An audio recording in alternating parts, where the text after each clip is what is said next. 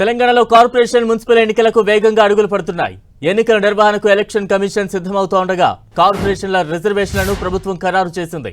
Mahabub Nagar corporation BC మహిళ, Mancherial corporation BC, Karimnagar corporation BC, Ramagundam corporation ఎస్సీకి reserve చేసింది ప్రభుత్వం.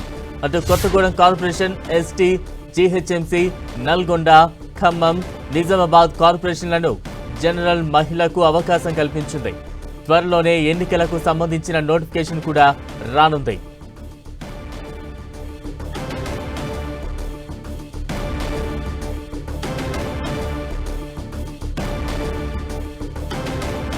ఇక స్థానిక ఎన్నికలకు ప్రభుత్వం సిద్ధమవుతోంది.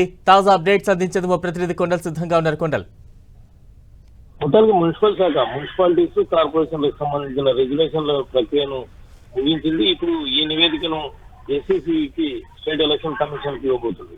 దీంతో ఒక పెద్ద స్టెప్ తీసుకుందని చెప్పుకోవచ్చు. ఇక ఎలక్షన్ కమిషన్ ఎన్నికల నగారం ముగించడమే పరవాయిగా ఉండబోతుంది. మొత్తం రాష్ట్ర వ్యాప్తంగా ఉన్న 10 కార్పొరేషన్లు 121 మున్సిపాలిటీలకు సంబంధించి రొటేషన్ పద్ధతిలో రిజర్వేషన్లు ఖరారు చేసింది. దీంట్లో 50% మహిళలకు కేటాయించింది.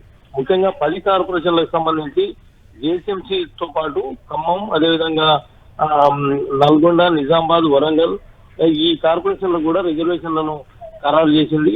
జిహెచ్ఎంసీకి సంబంధించి ప్రస్తుతానికి అంటే 3 కార్పొరేషన్లు చేస్తారన్న ఒక ప్రచారం జరుగుతున్న నేపథ్యంలో దీనిపై ఎక్కడ స్పష్టత ఇవ్వలేదు. జిహెచ్ఎంసీకి సంబంధించి ఒకటే ఉమెన్ కేటగిరీకి సంబంధించిన రిజర్వేషన్ ఖరారు చేసింది. దీంతో పాటు ఖమ్మం, నిజామాబాద్, వరంగల్, నల్గొండ ఈ కార్పొరేషన్లకు సంబంధించి కూడా మహిళలకు జనరల్ కోటాను కేటాయించడం జరిగింది. ఇక ఎస్సీకి 1, ఎస్సీకి 1, బీసీలకు 3 రిజర్వేషన్లను ఖరారు చేసింది. మొత్తం చూసుకుంటే ఈ రిజర్వేషన్ల ప్రక్రియ మున్సిపల్ శాఖ పూర్తి స్థాయిలో కసరత్తు చేసింది. దీంట్లో ఎలాంటి డిస్టర్బెన్స్ లేకుండా ఈ రిజర్వేషన్ల ప్రక్రియను చెప్పుకోవచ్చు. ఇక ఈ ఎలక్షన్ కమిషన్ కు నివేదిక అందజేసిన వెంటనే ఎలక్షన్ కమిషన్ మున్సిపల్ ఎన్నికల నగారాన్ని మోగించబోతుంది.